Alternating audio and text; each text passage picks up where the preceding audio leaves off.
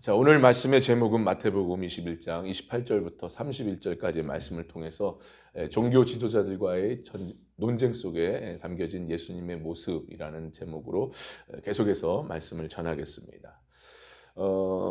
계속 말씀드리는 거지만 우리 예수님께서는 이제 예루살렘에 입성하신 이후에 이제 3일째 되던 날 이제 있었던 일들을 쭉 얘기하고 있는 건데, 예수님께서는 예루살렘 성전에서 이제 십자가 구속의 사건을 앞두시고 그 일을 앞두시고 이제 계속해서 복음을 전하는 일을 하셨죠. 근데 그때 누가 나타납니까? 종교 지도자들이 나타나서 또 예수님을 공격하는 일을 벌이죠. 논쟁을 통해서 예수님을 함정에 빠뜨리려고 합니다. 자, 그러나 예수님께서는 변함없이 자신의 그 주어진 사명, 가르치시고 전하시는 이 사명을 끝까지 감당하시는 그러한 모습을 우리에게 보여주시죠. 자, 그런데 여러분, 우리나 이런 사건 속에서 우리가 봐야 될 것이 있다고 했습니다. 그것은 바로 예수님의 모습이었어요. 우리는 지금까지 세 가지를 쭉 예수님의 모습을 보았는데, 솔직히 이 세 가지의 모습은 바로 우리가 신앙생활하는 데 있어서 우리가 살아가야 될 모습입니다. 그래서 우리가 계속 보는 거예요. 그렇다면 이 세 가지의 모습이 어떤 모습이었습니까? 첫째는 예수님께서 가르치셨다라는 거예요. 그러니까 끝까지 있는 곳 예수님께서 끝까지 말씀의 사역을 감당하셨다. 달리 말하면 말씀 사역의 중요함을 우리에게 보여주셨다, 이 말씀이었어요. 말씀 사역 굉장히 중요합니다. 우리가 말씀으로 살아가는 것이 얼마나 중요한지를 다시 한번 우리가 깨닫게 되는 거죠. 자, 그리고 두 번째는 뭐였습니까? 두 번째는 바로 너희가 대답하면 나도 이르리라.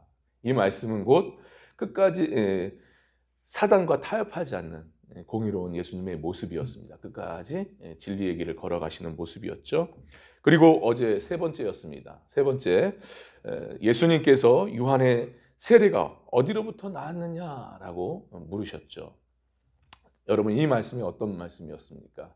예수님께서 지혜롭게 대처하시는 예수님의 지혜로운 모습이었다 말씀드렸죠. 사실 이 말씀은, 이 질문, 예수님의 이 질문이야말로 당시 이 유대 종교 지도자들이 예수님께 질문했던 그 질문에 대해서 스스로 답하게끔 만드는 아주 놀라운 지혜로운 지혜로운 말씀이었죠. 그래서 예수님께서는 아무튼 이런 지혜로운 말씀을 통해서 이 상황들을 하나하나 잘 주님 뜻 가운데 이끌어 나가시는 모습을 우리가 보았습니다. 그래서 우리도 예수님처럼 어떻게 살아야 됩니까? 성도라고 한다면 지혜롭게, 예수님처럼 지혜롭게 신앙생활을 우리가 삶을 살아가야 된다 말씀드렸어요.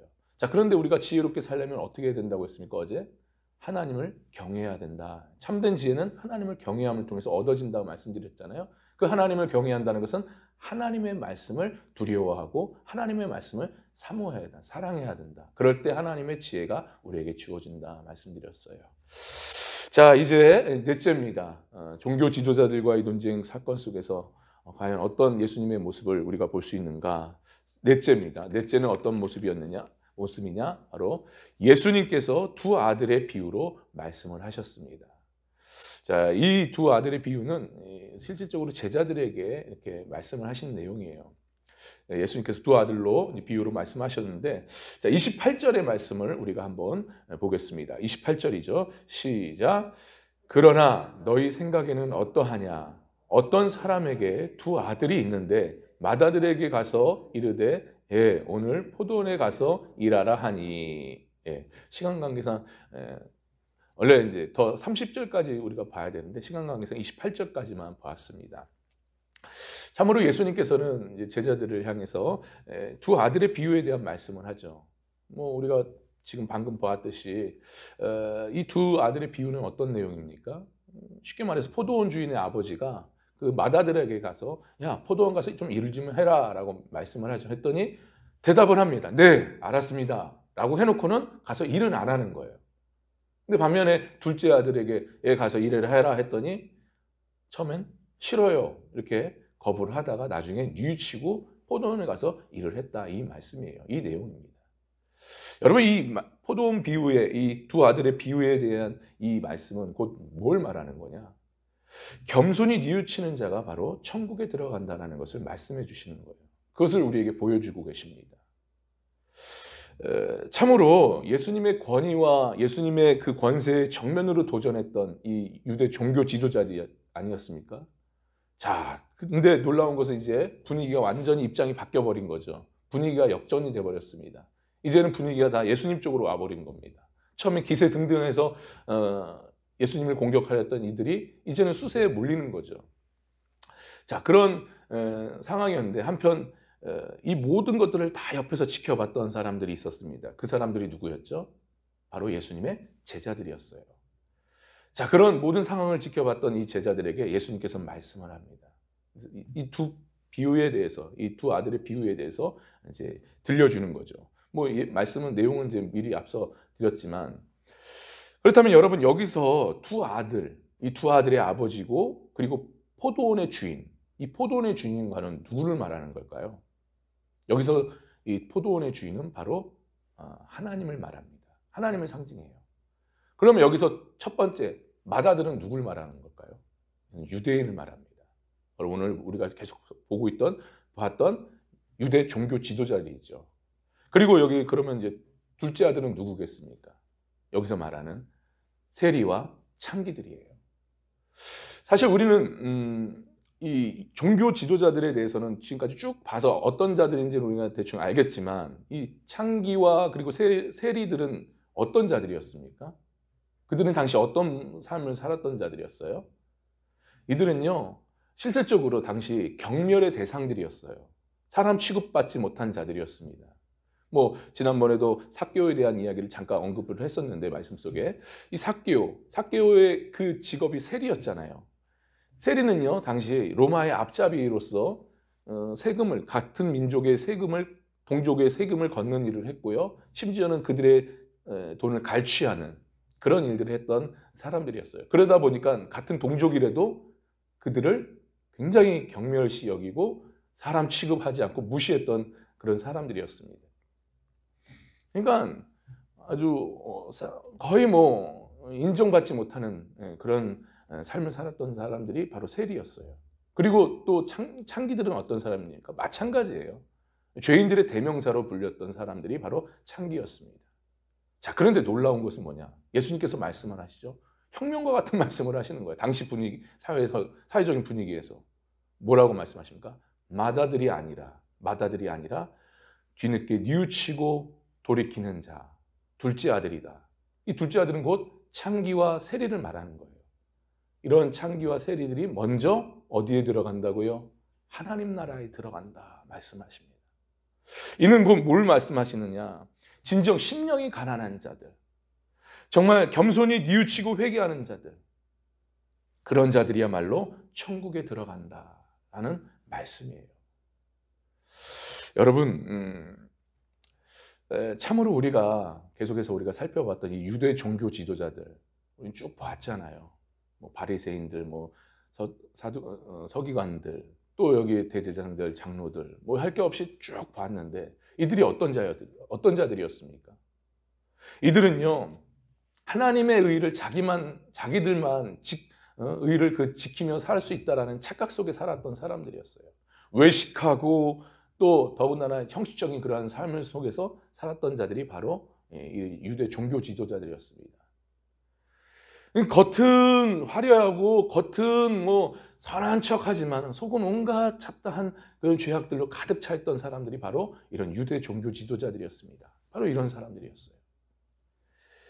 어떻게 보면 잎만 무성, 예전에 말씀드린 무화과 나무 비유 통해서 잎만 무성, 열매는 없고 잎만 무성한 그런 무화과 나무 같은 자들이었습니다. 그러니까 맏아들이죠, 맏아들. 말은 그럴싸하지만 실질적으로 삶 속에서는 순종함이 없는, 뉘우침과 순종함이 없이 살아가는 이런 자들에 대해서 예수님은 결코 천국에 들어갈 수 없다라고 말씀을 하고 있어요. 반면에 세리와 창기들은 어떠하죠? 참으로 죄가 많은 곳에는 은혜가 많다고, 비록 죄에 연약해서 죄를 짓는 삶을 살았지만 이들도 죄를 짓는 삶을 살았어요. 그런데 그럼에도 불구하고 예수님의 말씀에 귀를 기울이고 그 말씀을 듣고 뉘우치고 회개해서 돌이키는 순종함의 삶을 살았습니다. 바로 이러한 자들, 둘째 아들이죠, 둘째 아들. 그런 둘째 아들과 같은 삶을 사는 자들에 대해서 오늘 본문에서 예수님은 뭐라고 말씀하셔요? 이들이야말로 진정 하나님 나라에 들어가는 천국 백성이다. 한마디로 말해서 이렇게 말씀하고 계셔요. 자, 여러분, 우리는 오늘 이 말씀을 우리 마음 가운데 깊이 새겨야 될 줄 믿습니다. 죄가, 그러니까 우리가 어떤 면에서 많은 직분들을 맡고 있고 또 많은 일들을 우리가 감당하고 있어요. 그리고 우리가 오랫동안 신앙생활을 하면서 우리가 지냅니다. 근데 우리가요, 우리 스스로를 한번 쭉 뒤돌아봐야 됩니다. 우리가 맏아들과 같은 삶을 살고 있지는 않는가? 한번 우리 자신을 뒤돌아봐야 될 줄 믿어요. 그러니까 온갖 죄는 다 지으면서 교회 와서는 안 그런 척, 선한 척 하는 우리의 모습들. 다른 사람들을 무시하고 정죄하고 또 판단하고 겉으로는 순종하는 척 하지만 뒤에 가서는 내 마음대로, 내 뜻대로, 내 생각대로 살아가는 우리의 삶은 아닌가? 맏아들과 같은 나의 삶은 아닌가? 저도 마찬가지고요. 참 두렵습니다. 참으로 오늘 말씀은 우리가 창기와 세리가 되라는 말씀은 아니죠. 그 말씀은 아니고 창기처럼, 세리처럼 이런 자세를 우리가 가져야 된다라는 말씀이에요. 그러니까 다시 말해 겸손하게 주님의 말씀에 귀를 기울이고 그 말씀에 따라 뉘우치고 돌이켜서 예수님의 말씀에 순종하며 살아가는 우리의 모습이 있어야 된다 하는 말씀입니다. 여러분, 이런 자가 바로 참된 신자고요. 구원받은 자입니다. 천국 백성이에요. 아무쪼록 바리새인들처럼 종교 지도자들처럼 이 맏아들처럼 사는 것이 아니라 우리가 이왕 믿는다면 정말 주님을 믿고 따른다면 겸손하게 뉘우치고 돌이키는 그리고 순종의 자리로 나아가는 이 둘째 아들처럼 우리가 살아야 될 줄 믿습니다. 그럴 때 우리가 하나님 나라에 들어가는 거예요. 아무쪼록 사랑하는 여러분, 이런 모습들이 매일매일 우리의 신앙생활 가운데 드러나서 정말 마지막 끝까지 믿음의 경주를 완주하고 주님 나라에 들어가는 주님 품에 안기는 저와 여러분 될 수 있기를 주님의 이름을 간절히 축원합니다. 간절히 축원합니다. 기도합니다.